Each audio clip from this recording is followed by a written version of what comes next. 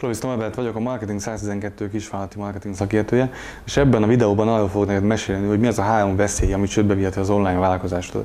Az első ilyen veszély az internet lehetőségéből, az internet mienségéből fakad.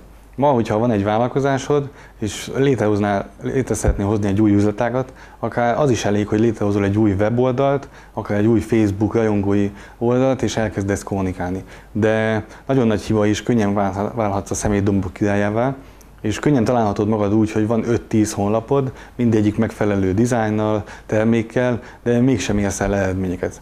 A javaslatom az, hogy kicsit mindig fordulj vissza az offline vállalkozásokhoz, és gondolj arra, hogy amikor van egy offline üzlethelyiséged, egy offline vállalkozásod, akkor milyen lépéseket kell végigvinni ahhoz, hogy elindíthassd az üzletedet. Tervezd meg, megfelelő alapossággal dolgozd ki a stratégiádat, és egy éves forgatókönyvet legalább készíts minden olyan termékre, amit online, akár egy weboldalon is elkezdesz értékesíteni.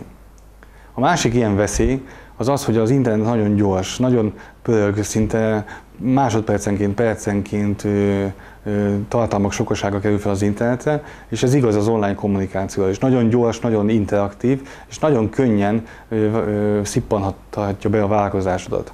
Hogyha van egy rossz ügyfélélmény, hogyha van egy elégedetlen vásárlód, akkor nagyon könnyen hangot adhat az ő elégedetlenségének, és hogy az mellett, hogy a jó hírneved is nagyon gyorsan terjedhet, az online reputációd is nagyon könnyen sérülhet.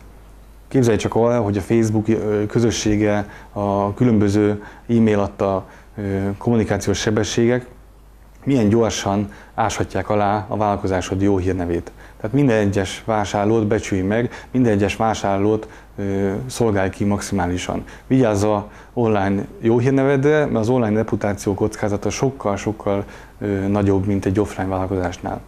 Az online internetes világban az egyik legnagyobb veszély, ami miatt nagyon sok vállalkozás szenved, hogy nagyon könnyen ellophatják, nagyon könnyen hamisíthatják azt, amit te csinálsz. Hogyha nem vagy eléggé egyedi, hogyha nem vagy eléggé hamisíthatatlan, vagy éppen nem vigyázol eléggé jogi szempontból az értékeidre, akkor könnyen fognak hamisítani, és könnyen alááshatják azt a kivívott piaci pozíciódat, amit nagyon sok, nagyon hosszantartó munkával értél el.